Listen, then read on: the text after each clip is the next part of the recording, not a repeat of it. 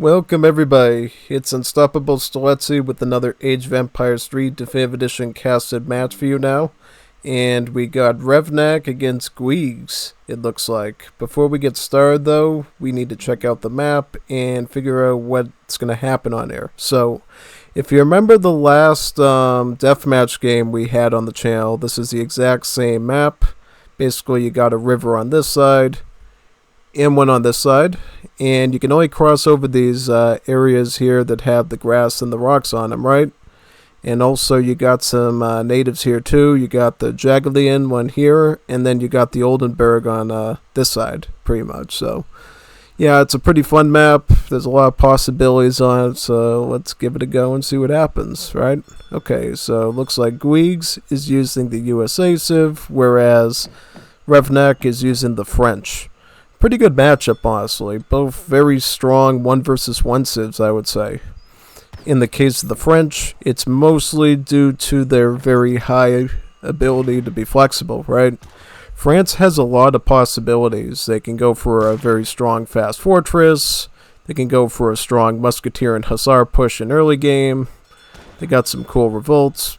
Yeah, honestly, if you want a everything sort of civ, the French really do a good job at that, honestly. And they're going to be going up against the USA. USA is always a pretty fun one to cast since they always have a good set of builds to do, right? Obviously, with their North American sort of culture, they can choose different states to age up as, and that ends up giving them 2 new cards into their deck, leading to a lot of different varieties of gameplay and different combinations, pretty much. So we'll see what they end up coming up with this game. First card for USA will be the Chinese Immigrants. This is a really neat card. So what it does is it starts out with a trading post rickshaw that you can build a trading post on either the trade route or a native site. And then it unlocks a new levy ability, right? Instead of sending Minutemen, you can choose to use your levy to send a trading post rickshaw.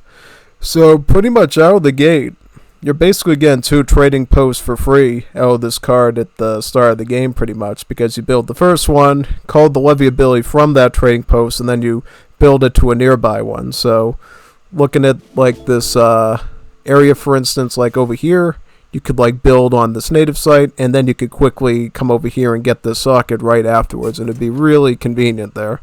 Or, of course, if you build it down here, you would be able to come up and basically capture 2 sockets on the same trade route, which is quite powerful, right? A little bit similar to, you know, the Belgians and Wars of Liberty and their ability to eat up the trade route very quickly. So, very strong play in general whenever USA does it. Looks like USA, in fact, is going to be ready to age up very soon. And what are they going to age up with? Which state? We will have to see once they get the 800 food. There we go. Pennsylvania. Pennsylvania seems to be the most common one I always see. Pennsylvania has some pretty powerful cards. The biggest one is the one that gives you an extra meeting house and gives you access to some sort of royal decree text, if you will, from there, right? One that gives you some early sharpshooters, one that gives you some early carbine cavalry, and then the one that gives you the powerful coin trickle too. So that's generally a very powerful build to do. Oh boy, we see Advanced Outlaws coming in, the Advanced Saloon. This is a very good card that USA and Mexico can get. Basically, it increases the build limit of your saloon, so you can have multiple ones, and it's a really good setup if you want to go full outlaw gameplay during your match. So I'm thinking the Guigs might be going with owl shoot, cowboy, gunslinger type setup there, whereas France, what is France doing? Quartermaster. That tends to be the standard age up since it gives you a 400 wood that can go into just about anything, right? Barracks, stable, house, you name it. And what does the deck say about this situation? So we see some pretty basic early game here. Crossbow, Hussar, crates, CBDs. We do see the Cent Suisses card here that basically improves the armor and HP of your archaic units pretty much, so your pikes, your halbs, and your crossbows. We also see range infantry hit point. Basically, we see all the stat boosters for the military except for the advanced arsenal here, and then once we get to age 3, Very powerful fast fortress, a semi-fast fortress setup with 3 Cuirassier, Dragoon, Falk, Fort, 2 Skirms, crates.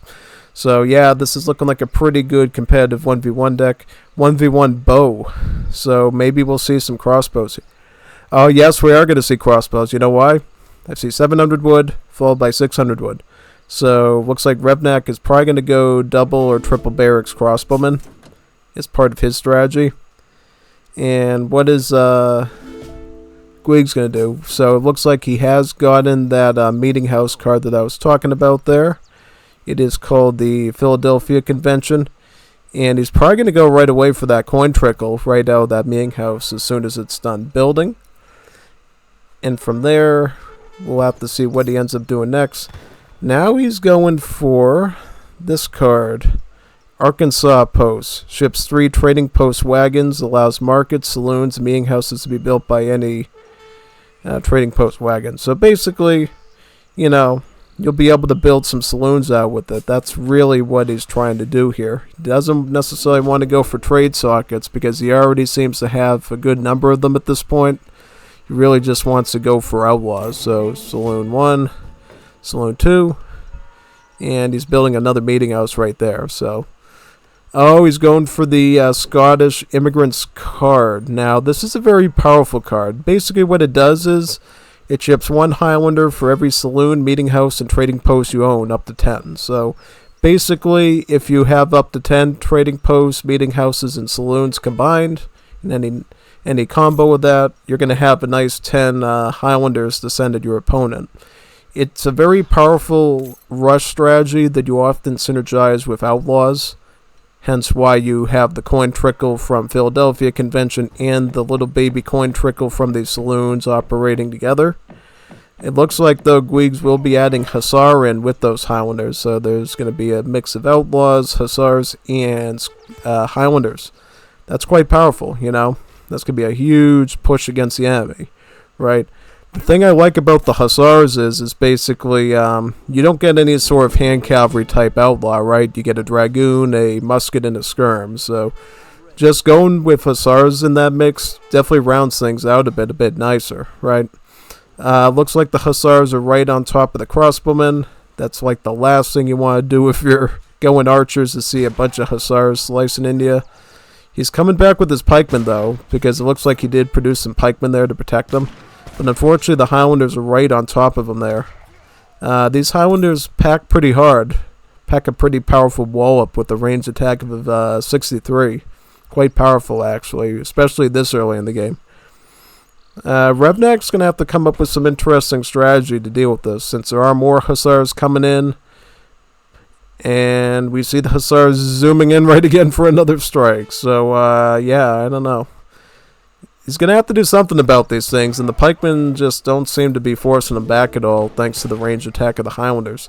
See, these Highlanders and Hussars are just a really good synergy, because whenever the pikes try to get in within attacking range of these Hussars, the Highlanders can just shoot at them with their high damage, and basically, you know, almost act like a skirmisher against them, you know what I mean? Just one-shotting them out with very little effort. Yeah, it looks like it's going to be pike and shot for Revnak going forward. Mixture of pikemen to deal with the Hussars, crossbowmen to try to take out each individual Highlander as fast as possible. He also has some Minutemen there too, as a bit of an added range unit to take out the last 3 Highlanders there. Takes out another one. Yeah, once you get rid of the Highlanders, then things start to look a little bit more normal for you, right? Then you're just dealing with Hussars and Outlaws. You're not dealing with these very beefed up 63 range attack behemoths anymore. So, I mean, Revnak's doing a great job in making sure he's targeting 1 Highlander at a time with his crossbowmen to whittle them down and destroy them as fast as possible. Quite a good move on his part. It's going to be tough, though, especially with this group of Hussars. They're constantly staying around the area where the CBDs are and destroying their hunting capabilities for a while. So, yeah, it's going to be pretty tricky overall, I would say, on that front. Crossbowmen taking a shot at those Highlanders, it looks like, yeah. Alright, so now we see the crossbowmen sort of making their way back towards this direction, right? Yep. So what's going on over here? So we see pikemen queuing up once again at these barracks. And what is Guigs' strategy going to be? Because he's lost his Highlanders, so now he's going to ship in Seminoles, and he's training owl shoots. So he's going to go with the mixture of skirmish units and hand cavalry, right? Mostly owl shoots and hussars with a batch of Seminole shark-tooth bowmen as sort of a added support, right? Powerful thing with the shark-tooths is the fact that they fire really fast, you know. For every one bullet that a crossbow or a skirmisher gets out, the shark-tooth's going to basically do 2 ranged attacks within that time frame. So it's pretty powerful, I would say. Minutemen being called out as well. Revnak is going to have to do his best to try to preserve these hussars since he doesn't have a stable quite yet. This is from his card that we saw earlier. Pikemen and hussars trying to make a move onto the owl shoots and the Seminoles. Oh wow, they used the powerful buckshot ability. Yeah, if you didn't know, outlaws for Mexico and USA have cool charged abilities. For the owl shoots, they get this buckshot ability where they sort of do this huge giant shotgun blast that does a lot of damage to a bunch of grouped up stuff. So you got to watch out for that. I believe it's totally possible to avoid it if you attack the owl shoots from long range, but if you get close at all, just be warned that you're going to face the buckshot attack. And it's going to be quite intense. Crossbowmen taking a good shot at those Minutemen there. And Seminole Sharktooth's also trying to do a bit of a volley as well. It's getting pretty intense, I would say. Pikemen just sort of going back and forth, patrolling a bit, trying to avoid getting hit by the archers or the buckshot at all. So they kind of have to play this very carefully. Now the Hamiltonian economics is coming in. Basically with this, it sets all of your market text to free, and for any market text that you've already gotten, it gives you the resources back.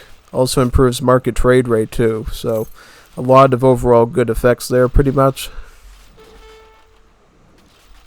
Looks like Revnak does get a stable, so he's already queuing in some hussars, it looks like. Very good. What is he going to do now? It looks like this USA is right on top of his tail there with all these skirmishers and hussars. It's going to be very tough for him to come back from this, but maybe he can do it. We'll see. He's going to have to really manage his hand cav and his pikemen really well, I think. Because at this point, you kind of just want to go like pike hand cav, I could imagine. You know, pikemen to charge the hussars, and then hand cav to just go after all those skirmish units. Certainly the crossbowmen will be a good add-on too for range support, and of course if any sort of things like regulars or gunslingers get involved. Oh wow, look at that. Look at the hussars going right in there, right into that spot. Not good. Not good at all. Actually ends up losing 3 hussars now. 3 hussars. He's going to lose the rest of them too, because he's just stalling for a bit of time there, but now the pressure is on to his skirmish units, and pikemen are just going to go full throttle into him. It doesn't matter if they get wiped out, they're still doing some pretty decent damage there, yeah. 2 more hussars arriving in to try to mitigate the pressure that the skirmishers are facing. It does look like the pikemen are going in for another hit, and hand cavalry coming in too from the base. So Revnak is enjoying his home field advantage because his stable is right around the corner. He can just keep resupplying hand cav very quickly at his convenience. Right, and at this point, Guigs has no choice but to pull back now since all of his skirmish units are gone, and these hand cavalry are going to be hunted by the much bigger pack that Revnak is sending at him right now. We'll see right here what ends up happening next. Yep, this was the inspiring flag right there. Once France captures it, I believe it will go down pretty soon. Yep, there you go. Perfect. And what do we got now? We got hussars slicing into some settlers there, forcing USA to ship in some state militia, a last-minute skirmisher unit that USA can basically throw in. Also, again, the early carbine cavalry tech from the meeting house as part of the Philadelphia Convention, adding in a bit of anti-hussar into that group too. So, got that. Do we have any sharpshooters yet? Let me check. I do not see any sharpshooters yet. I wouldn't be surprised, though, if he did it, honestly. Does look like France is going H3 now, finally, with the Exiled Prince. So we're going to start to see some very powerful H3 cards from France. 8 skirms, 3 cuirassiers. Alright, so he's going Dragoon at the stable. Very smart move to deal with Hussars. And then 8 skirms should be a very powerful play.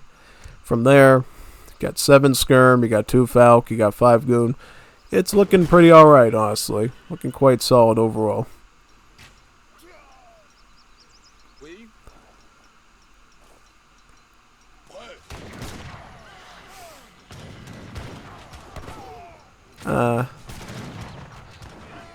Yep. Oh, wow, look at the CBDs joining in, too. Yeah, this is something you can actually do with France. CBDs are actually pretty decent combat units because they have 40% pierce armor, which means State Militia, Minutemen, they don't do a whole lot of damage to them at range, which means the CBDs can occasionally come in to help out a bit, which can be pretty helpful, you know?